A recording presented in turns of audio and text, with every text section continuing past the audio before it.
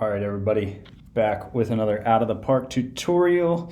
Here today I'm going to be talking about some game settings that maybe you do or don't know exist that I have found handy, and many of them are ones that the first couple versions of Out of the Park I had, I didn't realize they existed.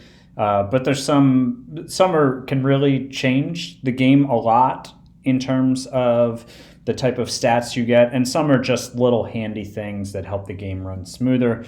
Before I get into it, if you look in the description of this video, there's a link to a Patreon page, which, hey, if you have a couple bucks a month to support the channel, I'd appreciate it, but hey, just check it out if you're able. All right, so to get into this, we are going to go to the game settings page. And the first one we're going to talk about, we're going to go to league settings and then stats and AI.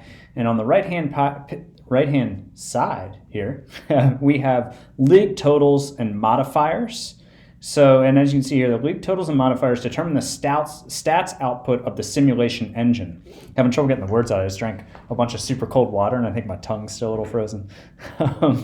And so what you're going to want to do is, if you decide to adjust to this, you're going to want to do it in the preseason or spring training, because that's when it auto-calculates the modifiers. Now, what the heck does this mean?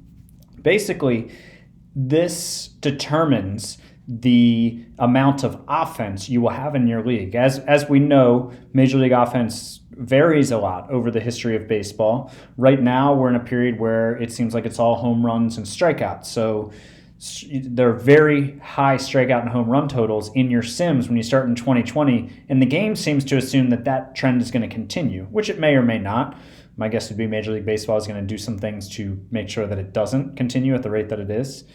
But it's a bit too much offense. It's a bit not too much offense. It's a bit too many home runs and strikeout based for my liking. So I do adjust it. And what I do is I go to the year 2016 and I set my offense to that. And when I get that, I would estimate that, the league leader in home runs is normally upper 40s to low 50s. I don't really have too many guys hitting 60 home runs. Every couple of years, there's somebody, maybe a power hitter in Colorado or a guy just having a great year that might get up close to 60. But I don't break a ton of records. And in my sim, I'm not sure, guys like Bellinger and Acuna, they'd have to be good through like age 40 plus to catch Bonds. I think Trout is 40 in my sim and he's like 60 home runs behind. I'm not sure he's going to make it play long enough to break the record.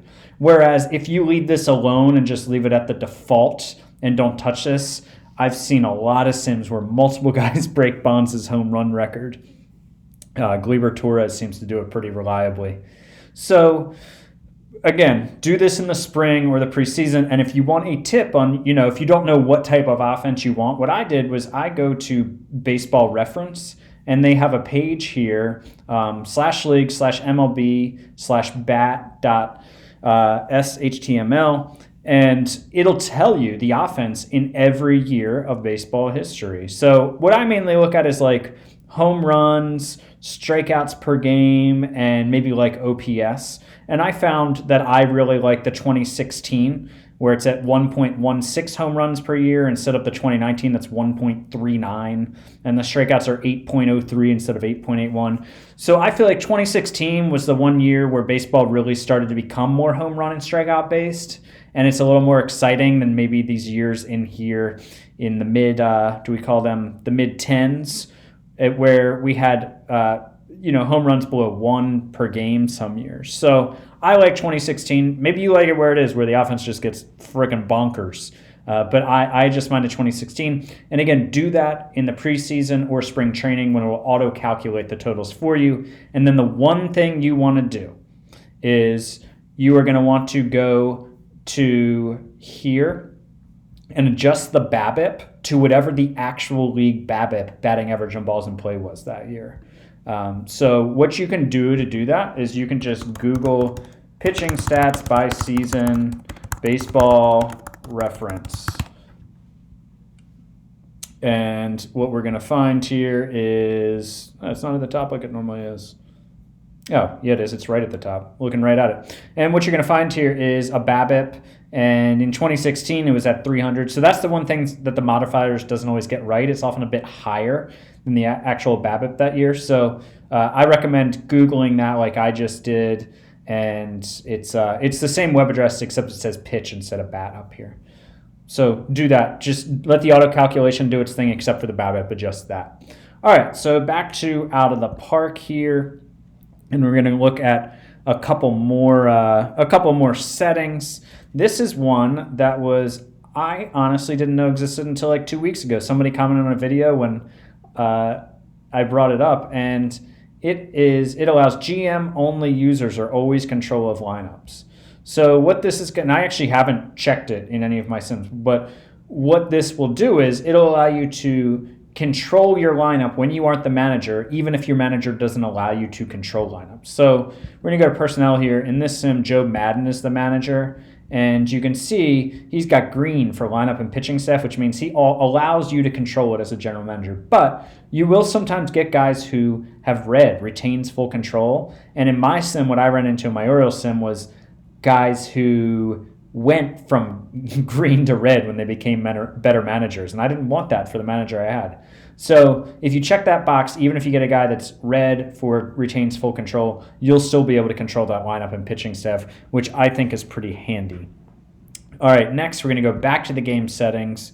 We're going to go to players and face gen. This will just allow your game to run smoother, and you're going to uncheck enable baseball cards. It comes checked, uncheck that. I don't know. Does anybody like the baseball cards that are generated? I don't really get the point of them.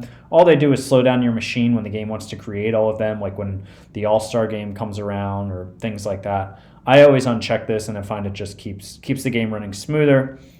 And then next we are going to right here on the left-hand side, show player personality ratings on profile page. You're going to want to this comes unchecked. You're going to want to check it. So I'll show you why. So right now it's unchecked. So let's go to like, I don't know, David Fletcher's page. You can see personality, it says nonstop motor and then nothing else. So if we head on back and we check it, now let's go see what it says about Mr. Fletcher.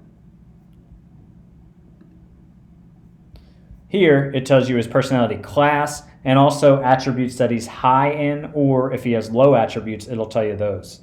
So I like this because work ethic and intelligence are really important. Other things can be important, like if a player is disruptive in the clubhouse or outspoken, or if a guy's a leader or a captain. Those are all really important things that you should be paying attention to. The team chemistry with the leader or the captain is really important with your major league team. Work ethic and intelligence is also really important, especially when you're drafting or acquiring minor league prospects. And it matters in the majors too, but I don't pay as much attention to it there. So those are a few settings that I would recommend you pay attention to.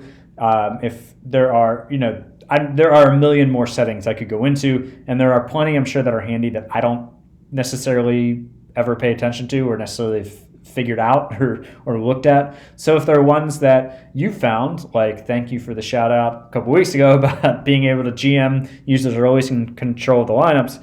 If there's particular settings that you like, let me know. There are certainly more that I have in mind than this, but just figured I'd go over a few key ones, and we'll go from there. If there are more questions or suggestions, I can certainly do another video on settings, because could probably talk for an hour about all the settings in this game. But that's all for this one. I will talk to you guys next time.